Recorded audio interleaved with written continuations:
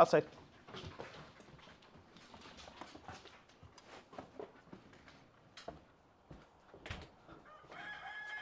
Come on.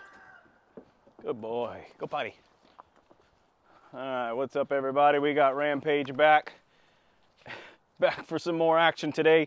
We're going on a walk, right? So we got Sam here helping us out. I got my girls, Lola and Leia. Leia's the brown dog. Lola's the hound dog over there. Knows that Sam's got some treats or something. But the walk is the way to do your introductions, right? So we don't want to just let the dogs interact. And up to this point, they've not had interaction. Rampage is not loose in the house having interactions with the girls or anything like that, but we have done walks together, right?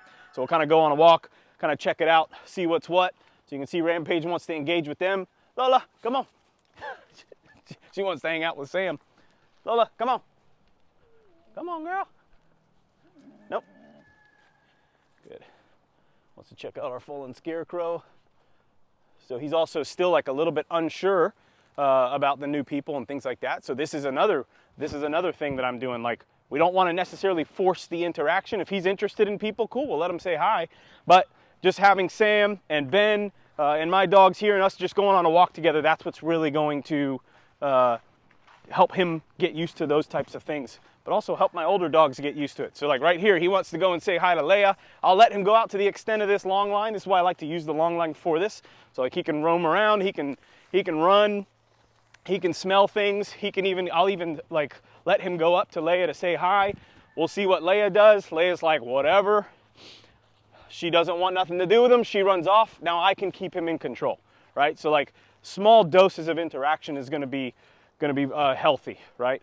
But you do have to consider, like, this is not necessarily something that I'm going to recommend for everybody. You gotta factor in all your goals, what your goals are for your puppy, and what you want. So like by doing this, he's putting tension on this long line. He's pulling me, right? Which is going to be counterproductive to the heel position. Okay, but that's not my priority right now. Like I can get healing under control relatively easy. Right now, my priority is his temperament, getting him comfortable with my pack, checking out the environmentals like we talked about, right? Stairs, gravel, we're walking in some mud here, walking in some puddles. Like I want him to be confident and long-term be able to troubleshoot different scenarios and problems, right? So if too early, if I start him on obedience where he's just focused on me and nothing else, that's a good thing. I'm not saying that's a bad thing. But it could cause him to be more dependent on me and less independent in his problem solving. With my last dog, I was very heavy into that stuff from the beginning, doing a lot of like the focus stuff, and he got to the point where he struggled to think outside the box when I was trying to do new things. So I kind of want to preserve some of this, him doing his own thing essentially, right? And I'll worry about the leash pulling later. So I'm not super worried. That's also why I'm using the harness, right? So he's not getting repetitions of pulling on a collar, like a flat collar or anything like that. He's getting repetitions pulling on a harness, which is something that I'll be using later on down the road as well. So things I'm looking at is his body language. So you can see, so like tail positioning is up, right? Versus some of these other videos you see where like first time he meets Ben, tail positioning is down. Even today, as I brought him out, he's kind of checking Ben and Sam out. Tail positioning was fluctuating from like neutral to being down. Right, so this can tell us he's kind of figuring things out, but overall, nice good tail wag. Tail positioning is pretty good. Ear positioning good, even though they're a little floppy. So right there, he got a little concerned with Ben and the camera, and he's back to Lola. Come on, buddy.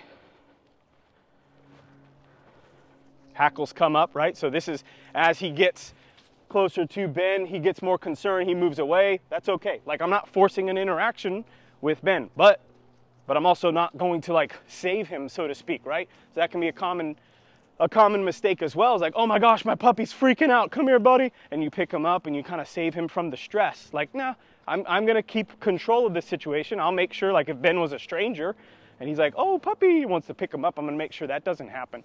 But I'm also not necessarily going to pick him up, right? I'm just like, hey, let's go, move on. He's got to learn to tolerate that stuff. Walking through some puddles here. Come on, buddy. But you can see Lola more so doesn't want much to do with him.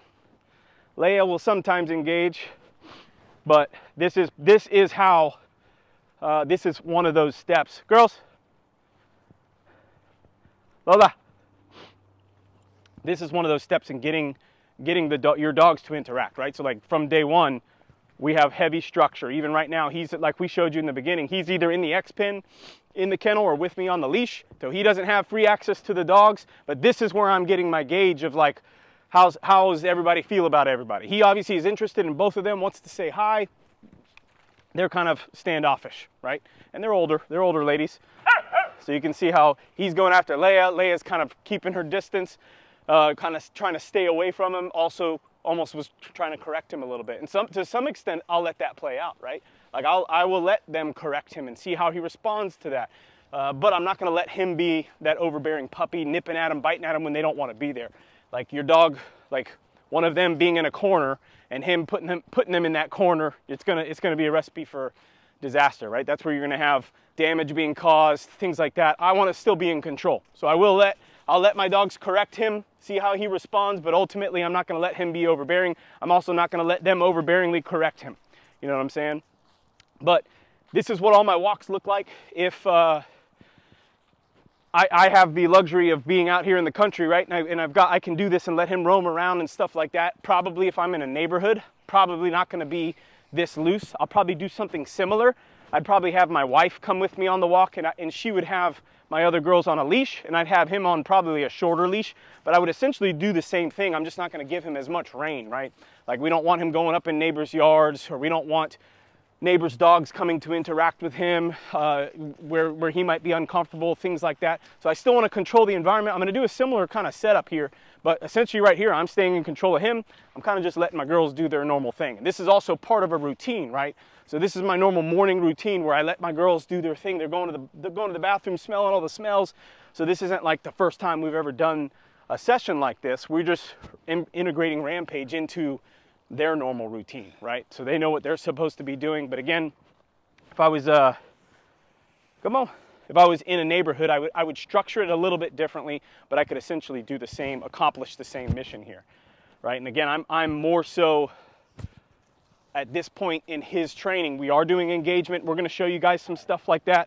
But right now, I want him exploring things. I want him feeling different textures, going over the dirt. You saw the puddles and the mud, and I want him experiencing people like this, right, in a controlled environment. I'm focused way more on his development of his temperament and his somewhat being dependent, right? Wanting to do things on his own, wanting to figure things out. That's my biggest focus right now for my future goals for him. So we'll hone in the leash pulling, all that kind of stuff, hanging out while both the girls taking a poop simultaneous. It's like I trained them to do that. Now we just got to get Rampage doing that. But that's our walks. That's what we're doing. So if you got a puppy and you want to integrate them with your pack, whether that's kids, people, dogs, whatever, this is how I would recommend do it. Go on a walk all together, hang out, but you're still going to maintain some level of control. So that's our update on Rampage. We'll check back in with you guys later.